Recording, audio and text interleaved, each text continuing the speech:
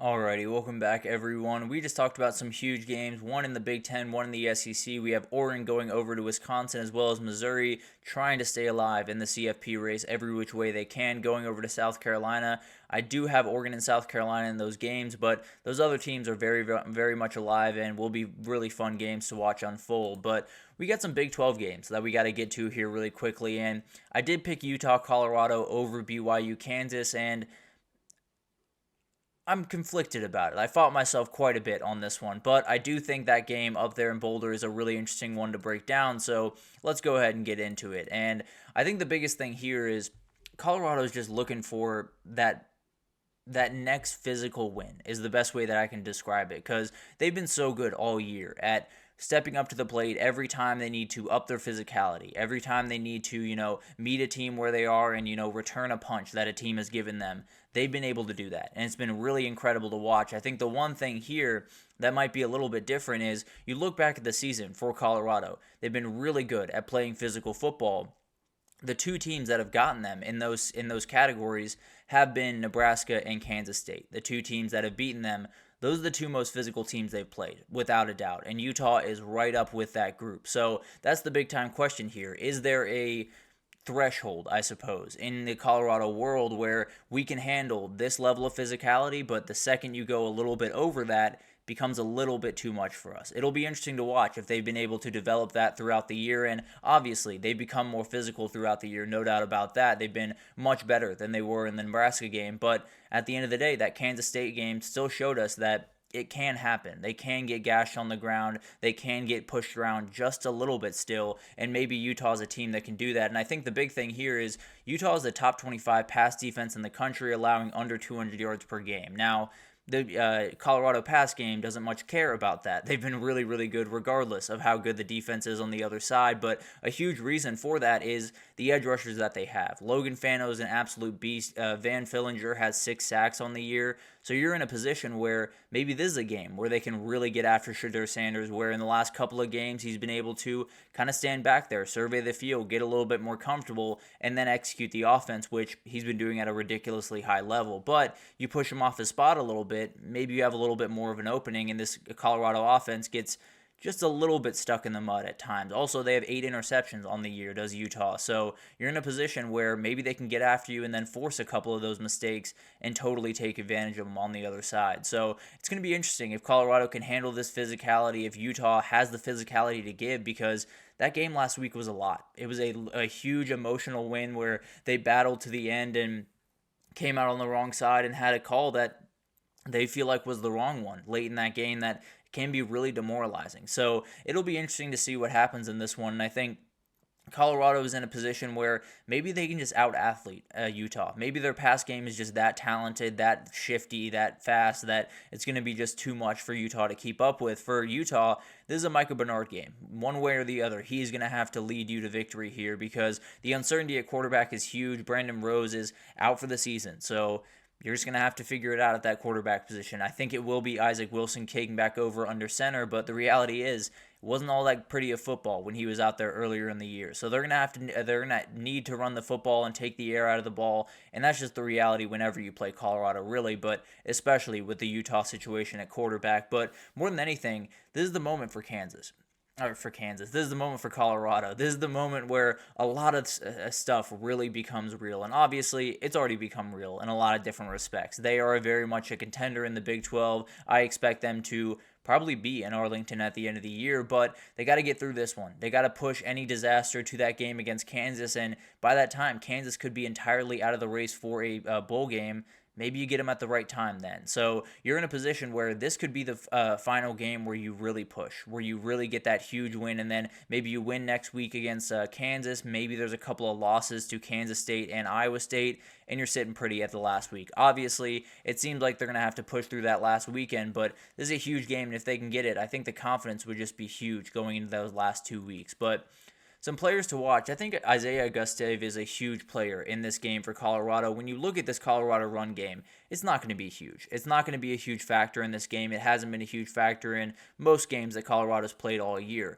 But the reality is you're going to need a little bit. You're going to need just enough from that run game to get everything going in the pass game that that Utah is really going to be able to slow down if they can stop that run game with only 4 or 5 guys up front. If they're able to drop a ton of guys back in coverage, they have talented guys that can make some plays. They have Cameron Calhoun, they have Teo Johnson that absolutely can make some plays on those back ends. But if you can get that run game going, then the openings happen in that pass game, and then you just cannot be stopped. I'll be totally honest. But the other guy, Amari McNeil, is someone I want you to watch. He is a beast on the defensive tackle position and someone that has really kind of come on throughout the year. Wasn't necessarily that huge player coming in, but definitely has become one for Colorado, and one guy that I think could totally wreck this game for Utah if he's able to stop the run the way that he was last week. He was absolutely incredible, and I think he could continue that into this one. And then you got Dorian Singer. Whenever you have a quarterback position problem, whenever you have a couple of different guys kind of flying in and out of that position, you need one guy. You need a guy where they can just say, I'm going to find number 3, I'm going to find his number, and I'm just going to throw that ball up, because he is a very talented player. He is, outside of probably Travis Hunter, he's probably the most talented wide receiver on the field on Saturday. So it's going to be really awesome to watch him go to battle with probably Travis Hunter on the defensive side, and we'll see what happens there. But I think when you have a quarterback problem, sometimes you just need that wide receiver to take over, and Dorian Singer would be that guy. And then you got Teo Johnson. That back end is going to deal with a lot this upcoming weekend, and he is the guy that just gets everyone in the order, make sure everyone is in the right place, and that's going to be huge in this game, where if you're in the wrong position, if you take the wrong angle, this team will be by you in a hurry, and you will be down by 14 points in a hurry. So he's going to be huge in this game, not just because he's got to make a couple of plays, but also just because he's huge for communication on that back end, and that's a huge part of the game whenever you play Colorado. Some keys to the game. Colorado's comfort is really just a key to the game the rest of the year for Colorado. They're going to have to find a way to just keep their cool, just keep their calm throughout this, because every single time they get closer and closer to the goal, they get closer and closer to the sun, the job gets harder. That's just the reality of every situation across college football. A lot of people are feeling that right now. Really, at every big school, every school that is in the hunt, they're feeling it right now. And especially with Colorado, you know that one loss could do you in this year. You're definitely a little bit on edge. So it's about going in with absolute comfort, a little bit of that swagger that you play with, and then just going to work the way you have pretty much all year. And then Utah's pass rush aggression is going to be huge in this game. You have Logan Fanna, you have Van Fillinger, you have a defensive coordinator in Morgan Scalley that is not scared to dial up some pressure. This Colorado offensive line has played a lot better of recent, but this is going to be a huge challenge for them. If they can get after Shadur Sanders, maybe some doubt creeps into the mind of Colorado pretty quickly. And then can Utah just limit explosives against this wide receiver group? It's been really, really hard to. Regardless of what defense they're playing, they are capable of making those big plays downfield. But the best way for Utah to get this one done, make this low scoring, make this a running game, make this a defensive affair, and then I think they have a real shot in this game. But can they do that? I'd be a little bit surprised. I'll be totally honest. I think this one gets a little bit ugly, and I think it's just the reality of Utah played a game last week that's just too much. It was so much energy, so much aggression, so much of their emotional and physical energy was put towards that game that I can't imagine that going on the road to a team that is so talented, so fast, that puts so much stress on your defense is going to be a winning formula. So I'm going to go with Colorado here. I'm going to go with them to win pretty comfortably here. I like Colorado, and I think they continue that march at least into next week when they play Kansas. That could be coming off another big win. That we'll get to that game here in a second. But moving forward, we got a huge game to talk about. Arizona State, Kansas State. It's an elimination game in the Big 12. As crazy as that sounds, Arizona State has found their way back into the Big 12 race. And let's break it down real quick, because it's always crazy with all these tiebreakers. But they would be in the mix for the Big 12 title with a win. If Colorado were to lose one more and Kansas State were to beat Iowa State at the end of the year, that would be the team that would get into the Big 12 championship. So not all that far-fetched. Obviously, Kansas State would have to win on the road, which they haven't quite done very much all this year, and Colorado would have to lose one more, but it's not necessarily all out of the realm of possibility, especially in a conference like that. So Arizona State has fought their way back in, and now they got to go up against Kansas State, and it's going to be a heavyweight bout. These two teams are going to throw absolute haymakers one way or the other. Kansas State top 20 in run defense and offense. Arizona State top 30 in both categories. It's going to be a slugfest, one way or the other. They're going to get after each other, and maybe it just comes down to who can make plays with his arm. Is it Avery Johnson? Is it Sam Levitt? It might just be as simple as that. But the problem is for Arizona State, if they are going to get into a ground and pound type game, just whoever can run the ball more effectively, the status of Cam Scadaboo is a little bit up in the air. Now, it sounds like unless something changes, the way that Kenny Dillingham put it, he should be in this game and should be ready to roll. How close to 100% is he? Because he's going to get stuck a couple of times. Desmond Purnell is not shy about hitting you pretty aggressively. So that's the question here.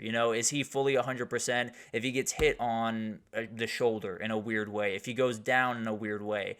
Does that create a little bit of confusion in that running back room? And then can Kansas State kind of pull away in this game just a little bit? And on the other side, just for fun, you have another top running back in the conference in DJ Giddens. You have Avery Johnson. You have Dylan Edwards. So it's going to be really, really fun to watch. And when it comes to run blocking, if you are an offensive line nerd, if you absolutely love offensive line play, go ahead and watch this game. They're going to be getting after each other, and there is going to be a couple of slabs. There's going to be a couple of pancakes, and it's going to be really, really fun to watch. No doubt about that. But the reality is, for Avery Johnson, he's had kind of an up and down year. He's been a little bit all over the place. He's had one game where he looks like a world beater. He looks like the guy that we expected to get this year with Will Howard moving on to Ohio State. Felt like he was really primed for a huge year. It's looked at like that at different moments this year.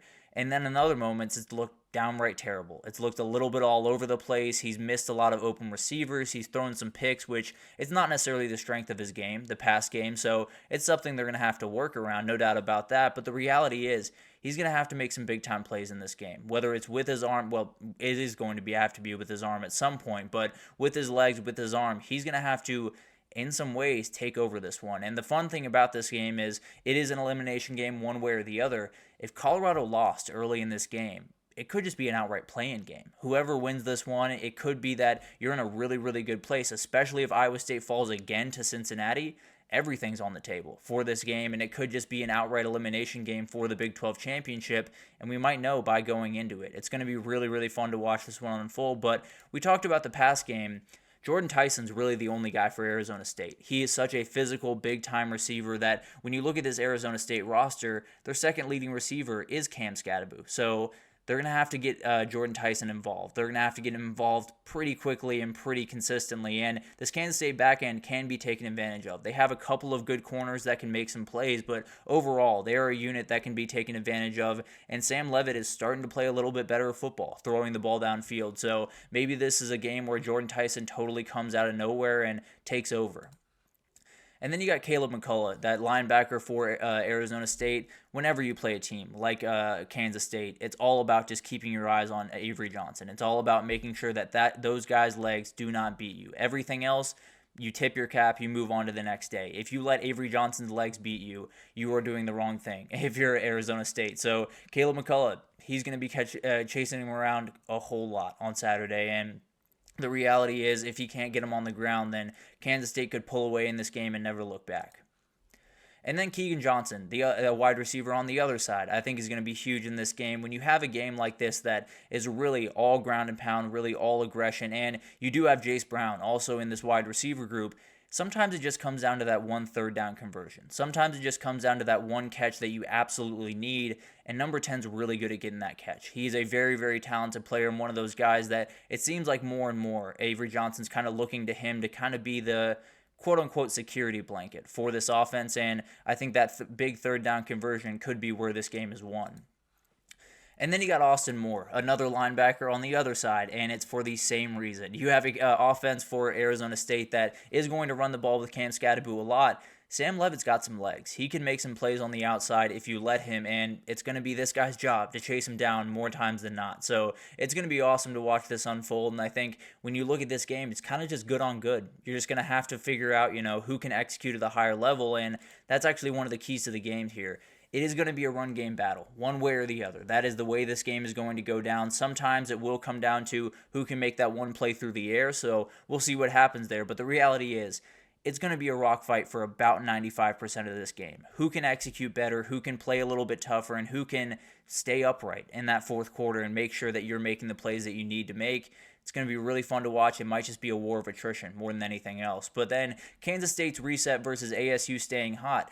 Kansas State's coming off a little bit of a bye after a really bad loss to Houston. If they win that game against Houston, they're in the driver's seat for the Big 12 going forward. They don't need help from Colorado going forward. So now you're in a bad spot, and now you have your back up against the wall, and you got to reset. You got to attack this one. And Arizona State on the other side, they've won 2 straight. They're absolutely rolling. They're a really good team right now, and Kenny Dillingham has done just a really incredible job there this season and really last season if you look back. But the reality is, it's going to be kind of a little bit of a battle. Can Kansas State get their wits about them, get back on track, or can Arizona State just keep rolling downhill and possibly to a crazy CFP berth? And then 50-50 plays. You have a game that is going to be run heavy. You have a game that's going to be slowed down, not a lot of possessions. Just going to be that one play, that one third down conversion, that one pick that gets away, that one fumble that bounces the wrong way and bounces into an Arizona State or Kansas State defender's hands. That's going to be the difference in this one. Whoever makes that one play down the stretch of this game is likely going to win it, and I'm going to bet on Kansas State to do it at home. I think it's going to be a little bit of a slugfest. I think Avery Johnson, he's going to make enough plays with his arm. Kansas State at home and away from home are 2 entirely different teams, but the at-home team is really, really good. So I'm going to lean towards Kansas State in this one, and I think they're going to be able to stay in the hunt, and maybe if Utah's able to pull off that upset, I don't expect them to, but if they are able to top Colorado earlier in the day, Kansas State could have just punched their ticket to the Big 12 championship. They would still have to handle business against Iowa State, of course, but they'd be right back in that driver's seat, and it just would be in their hands the rest of the way. So a huge game that one way or the other, one of those teams is eliminated, one is still very much alive in the Big 12. But that's going to be awesome to watch. But let's take our last break here. And when we come back, we're just going to go through the top 25 teams. We'll break down all of the big-time games from the top 25 this upcoming weekend. And there's a really, really good AAC game that it could just define who meets Army in that championship game right after this. So stick with us.